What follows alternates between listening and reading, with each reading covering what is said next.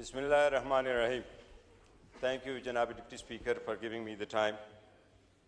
जब जनाबी स्पीकर फ़लस्तीन का जिक्र आता है, गाज़ा का जिक्र आता है, it is always a sad day for the entire Muslim world, especially उन ममालिक के लिए जो साइड बाय साइड है लेकिन आज तक फ़लस्तीन का गाज़ा का हेल्प नहीं कर सके। जनाबी स्पीकर, मैं मुख्तसर 2-3 चीज़ें गुजारिश कराऊंगा कि जनवरी में सीज़ फायर हो गया है और मार्च में वो कोलैप्स कर गया, लेकिन जनाब स्पीकर हमें एक चीज़ देखनी होगी, फ़लस्तीन की इंटायर पॉपुलेशन वाइप्ड आउट हो चुका है सो फार। अगर आप उसकी क्रिटिकल व्यू देख लें, मेरे पास यूनाइटेड नेशंस के और मिनिस्ट्री ऑफ हेल्थ के गाज़ा के कुछ फिगर्स मौजूद हैं। अगर उनको देखे तो इंसान सोचता है कि फ़कत इसलिए कि हमास ने इकट्ठे कर लिया, उसके जवाब में इंटायर पॉपुलेशन को आप वाइप्ड आउट करो, इसकी दुनिया की हिस्ट्री में मिसाल नहीं मिलती। जनाब स्पीकर, एवरी स्कूल, जनाब डिप्टी स्पीकर, गाज़ा का एवरी स्कूल डिस्ट्रॉय हो चुका है।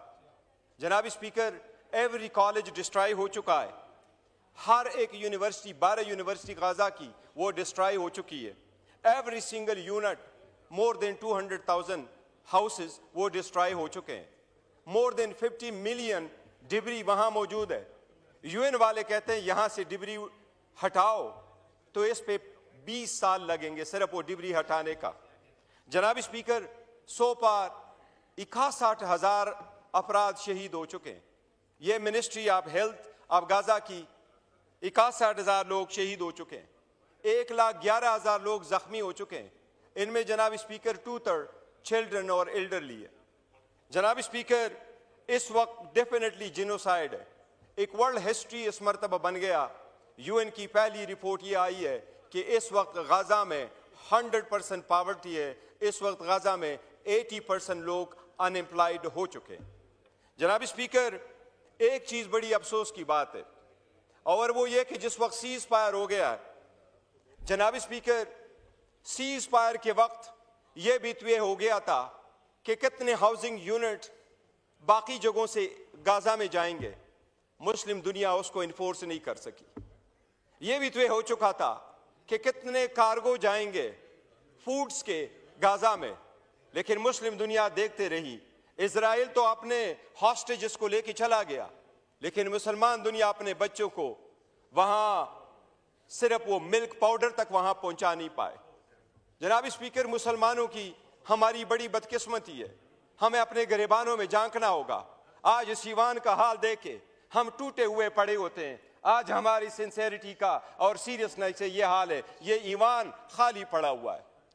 लेकिन मिसाल तो ले इजराइल की। अगर इजराइल के खिलाफ बोलता है तो उठाओ जरा वो पार्लियामेंटेरियन जो ऑस्ट्रेलिया में उठे और वो उठ करके रो पड़ते हैं। वो न्यूजीलैंड में उठा के देखो, वो रो पड़ती है। कनाडा में लोग उठे, वो रो पड़ती है। हम कहते हैं हम जन्नती हैं, जन्नत हमारा मीरास है। जन्नत उन लोगों का मीरास सही जहां ह्यूमैनिटी पे अफसोस हो तो वहां उनका खून उबरे। हर मुसलमान दुनिया में जागीर बिठा रखे अपने लोगों के साथ जुल्म करो। जो अपनों के साथ जुल्म करते, अपनों को तोड़ते हैं, वो इजराइल के खिलाफ कैसे इकट्ठे हो? जनाब स्पीकर, मुस्लिम दुनिया एक काम नहीं कर सकी।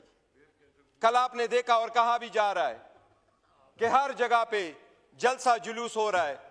बड़े अफसोस के साथ जुलूस की तरफ देखना पड़ता है। पाकिस्तान में भी आपने जलसे देखे। योराना किसके, जनाब स्पीकर, किसके जलसे थे? वो किसी सेक्ट के, किसी फिरके के, किसी पार्टी के। कभी पाकिस्तान की कम्युनिटी इकट्ठी नहीं निकली। अगर निकला है तो पीटीआई निकली है, निकला है तो जेयूआई निकली है, निकला है तो पीएमएलएन निकली है, निकला है कोई तो पीपल्स पार्टी निकली है। एक उम्मत बन के कोई बाहर नहीं निकला कि एक ही झंडा हो कि हम फलस्तीन के हक में इजराइल के खिलाफ खड़े होते हैं। डिवाइडेड है। जनाब स्पीकर, यही वो डिवीजन है जिससे मुसलमानों का नुकसान हो रहा है। मैं कह रहा हूँ ये वक्त है, ये हाउस भी रिजोल्यूशन पास करे। जनाब स्पीकर, हम चाहते हैं कि यूएन से मुतालिबा करे, OIC से मुतालिबा करे और हम चाहते हैं कि अरब लीग से मुतालिबा करे। बिकॉज एक चीज़ इस वक्त जो उमड़ रही है, एक नया आवाज लगाया जा रहा है, और वो ये कि अब गजा के लोगों का तो गजा की जमीन पे भी कोई हक नहीं है। उनको ये कहा जाता है जमीन खाली करो ताकि हम यहाँ बड़े अच्छे अच्छे से बीचेस बना लें। जनाब स्पीकर, इसके खिलाफ दुनिया को मुतहद करना होगा। काश कोई खान जैसा कोई लीडर होता जो एक साल में 3 OIC कॉन्फ्रेंसेस करवा बैठता। आज मुसलमान बगैर लीडर के।